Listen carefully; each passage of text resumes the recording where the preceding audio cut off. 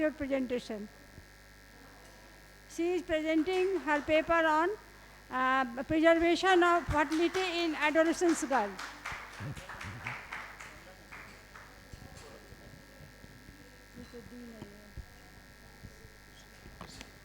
Good evening, all. I had expected a little more of audience today, ma'am. So surprisingly, my audience type has changed. But chalo, let's talk. So I am Dr. Nidhi. I am from Nova IVF, Patna branch. So I have done my MBBS and post-graduation, everything from Patna Medical College. So for the first time in my life, I'm standing on the dais and talking to you people. So thanks to all of everyone who is sitting here and listening to me. As a person who has got the opportunity, I would first of all start the discussion by a thank you note to my teachers, my gurus, like especially to mention Dr. Geeta Sinha ma'am, under whom I did my post-graduation, and Dr. Abharani Sinha ma'am, who has guided me from my MBBS days. So, and Dr. Rohit sir, under whom I have been trained from Nova IVF, Kolkata. So, after mentioning everybody, gurus, everyone, my all gurus and my all mentors' name, I am starting this discussion. And Nidhi ma'am, to our pleasure, we have Dr. Shobha also, who is chairing the session with us. Welcome, ma'am. Thank you. Good evening, ma'am. Thank you very much to the organizers for giving me the opportunity to chair the session. And now I invite Dr. Nidhi to proceed her talk. Thank you, ma'am. So my topic for the day is busting fertility myths in adolescence. It's contrary to what I do in daily life because I'm an infertility specialist. But talking about fertility in adolescence is a very important topic. As a gynecologist, I would also love to talk on this topic. So this is where I work. This is Nova IVF. It's a pan-India brand. It has almost 76 centers all across India. And I'm proudly presenting to everybody here that I can proudly say that this is the best IVF center in the whole of India, according to the transparency and the ethics with which I work and Nova IVF work. I'm proud to work here. So moving ahead with the topic, fertility in adolescence is a topic which is least discussed amidst us and our children, accept it or not. अभी इस audience में I would like to ask, हम लोग कितने हैं जिनके घर में यंग बच्चे हैं और हम किनको बैठा करके बच्चों को बैठा के हम उनसे पूछते हैं भैया तुम्हारे दिमाग में सेक्स को लेके फर्टिलिटी को लेकर के क्या इशू है, क्या क्वेश्चंस है. None of us, even being mothers and fathers, sit with our children even for 5 minutes in the evening as a casual talk. We talk on every topic, be it their school, be it their sports, be it their academics, but we never talk about fertility as a topic. And this is the dilemma in our society which leads to increasing confusion among adolescents and increasing malpractices among adolescents as well. So talking about this among us gynecologists is a primary aim. This is not a topic on which I can teach you anything. There is nothing new to talk on this topic. It's just meant to make us as a pledge as our duty that we need to make aware of our society that it's very important to talk on fertility topic even with the adolescent boys and girls. So social media, when we are not there, social media is there. So when we avoid conversations in a house, our children move to social media. Abhi, I can tell you one topic. Yesterday my son, and he was watching reels. Now watching reels on Instagram and YouTube shorts is a very common disease among all children. He is only 8 years old and still he asked me one question, Mummy, what is the meaning of Ashik? And hearing this word from his mouth, I told him, shut up for now, we'll discuss later. So if this is the problem with us as a gynecologist, then obviously my son will not hear this from me. He'll move forward to social media and he'll ask questions on that. Yesterday there was some scene going on and my 5-year-old daughter could tell me that when there was a romantic scene on television, she said me, Mama, please close your eyes, something bad is going to happen. So this is something that our children are getting more interested from social media, and when they start discussing about this with us, we feel embarrassed to talk on this topic, which leads them even more to move towards social media for answers. Social media में भी भरमार है, कहीं भी देख लीजिए, it has all the true facts and the false facts about the same, which leads to increasing confusion. And somehow our society and our upbringing is like that, that we also as a children never ever turn to our parents to discuss on this topic. So let's talk about what are the fertility myths that commonly we hear. Why am I speaking on this topic? It's important because we as a gynecologist are approached by both parents to discuss something about their children which they feel will affect their fertility in future. कौन नहीं जानता है, कितने mummy papa लोग आते हैं कि इसको पीरियड बहुत ज़्यादा दिन तक होता है, बहुत ज़्यादा दिन पर आता है, तो उनकी चिंता यही रहती है कि मैं शादी करूँगी तो इसको बच्चे होंगे कि नहीं होंगे. So these are the fertility myths that we get to hear from the parents, and we as a gynecologist should focus on answering such questions. These are easy cases, but they need more of psychological counseling and more of awareness to the parents from our side. So the first fertility myth is that any menstrual cycle which is more than 28 days in gap, that means my child will not get pregnant. So इसमें पढ़ाने की मेरी कोई ज़रूरत नहीं है. It's just that we should guide the guardians that no, this is extremely normal. There is nothing to worry. You need some hormonal panels. You need to keep your body weight of your child less. Prevent the junk food. Do more of exercise. Promote your children like that. And then this is nothing which will affect the fertility in future. The second myth that we commonly hear is that इसको जो period होता है वो थोड़ा थोड़ा होता है और काला रंग का होता है. So this is one question which is very commonly asked by all the mothers, and we as gynecologists sometimes think this is nothing, we write some medications. But I believe that instead of these medications, this is a fertility myth, and not medications. What is required is a proper psychological counseling to these patients that अगर बगल वाली को 4 दिन period होता है तो मुझे 1 दिन होता है, इसका मतलब ये नहीं है कि मेरा गड़बड़ है उसका सही है.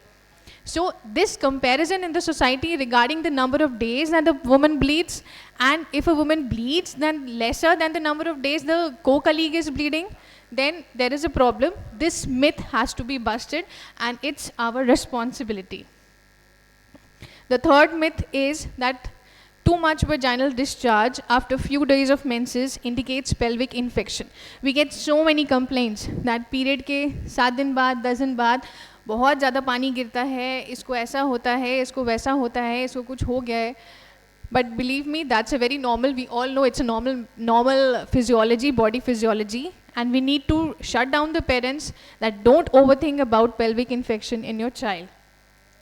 The fourth myth is, among adolescents, the myth is that you can't get pregnant with sexual intercourse in the first 10 days of menses or beyond the 20 days of menses, which is commonly taught in the social media as the fertility window.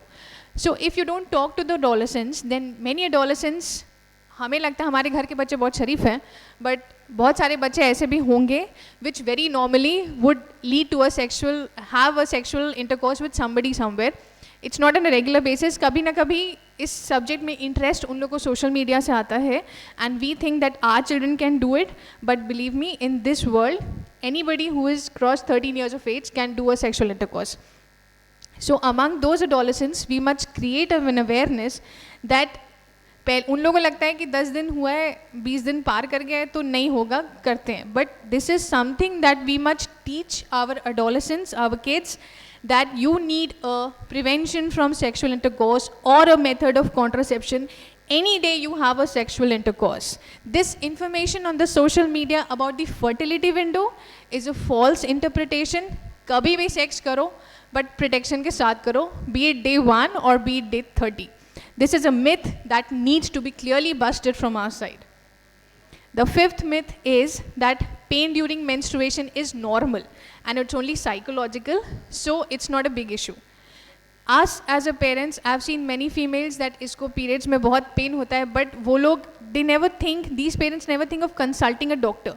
They will need homeopathic medications, they will go to home medicines like try yoga, use oils, dietary changes, गर्म पानी का थैला लगा देंगे, कुछ उसको दे देंगे, but they never care that menstrual pain might indicate certain disease, might indicate certain problem. Most commonly we have heard throughout the day endometriosis. and they ignore this menstrual pain in their children, thinking that 4 दिन period में pain होना तो बहुत normal है. But this is something that we must strictly make the guardian aware. अगर we have any mother who is complaining that इसको periods में pain बहुत होता है, we must give the patient some medications for pain.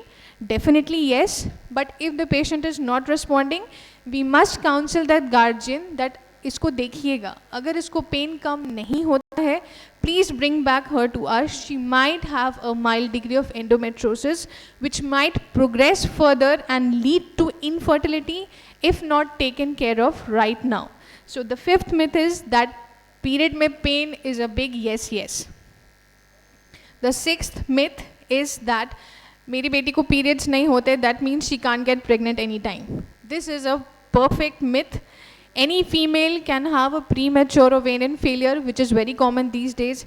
Any female can have a small uterus, or any female can have a hormonal disorder or defect at the hypothalamic level, which can lead to no menses. So no menses doesn't mean no pregnancy. A female with no menses, if corrected properly, she can definitely get pregnant. We as a patient, as a doctor, have several patients who were a case of premature ovarian failure. They are not coming to us at adolescent age, but when they are coming, their history is that we never had menses in the first. The uterus is perfectly normal. When I do an AMH, she has AMH of 0 at the age of 23. So these were the cases who are worth getting pregnant, and since they have approached the right IVF center, they do get pregnant. So ये दिमाग का correlation कहीं हम लोग की responsibility है तोड़ना, that if a patient is not bleeding from puberty, that means she cannot get pregnant. Now, we are talking about females. Adolescence includes males as well. So there are certain myths with male adolescents also, like night falls. Premature ejaculations at sleep in the bedtime is a common with male adolescents, and they get very worried about that, and obviously they don't consider their parents as a right knowledge. But if they approach us, we should make them aware that this is absolutely normal. The consistency of the semen, some people have this that मेरा semen पतला है, मेरा semen गाढ़ा है, बहुत ज़्यादा time लेता है. They are concerned about that अगर ये बहुत पतला है मतलब गड़बड़ है, या इसका बहुत thickness है मतलब गड़बड़ है. So these are the certain myths that we must make them aware of, that this is not true. Your semen can have any consistency, doesn't make a difference on fertility. Obviously some might need help, but you don't need to be stressed about that. And the size of the testis and genitalia, इसमें भी comparison होता है among adolescents. We have seen a movie on that.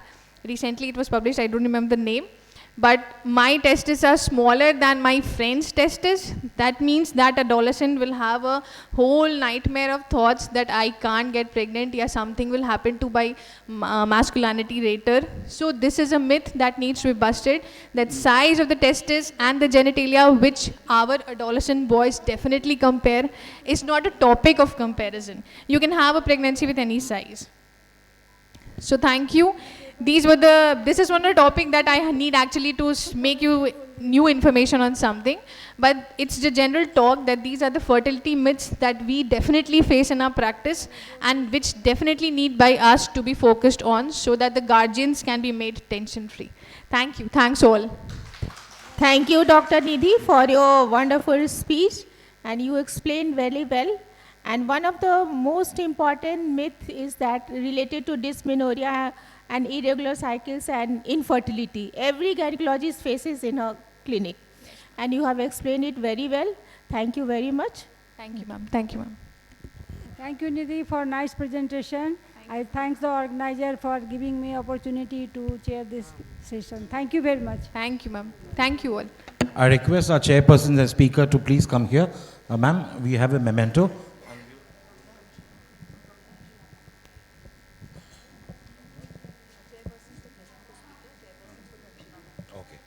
So I request our chairpersons to please present the memento to our speaker, Dr. Nidhi. And may I request Dhamshila ma'am to please come forward. And I request you to present the mementos to our chairpersons.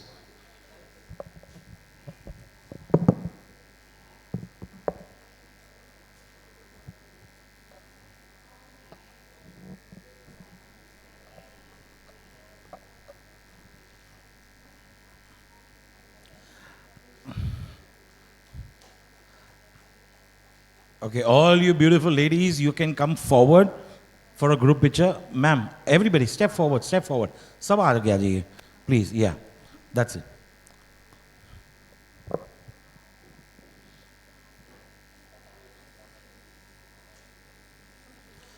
Thank you so much.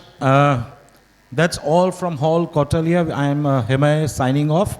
But at the same time, we're going to have the health minister coming in at 6 p.m. So everybody please ensure your presence at Hall Ashoka.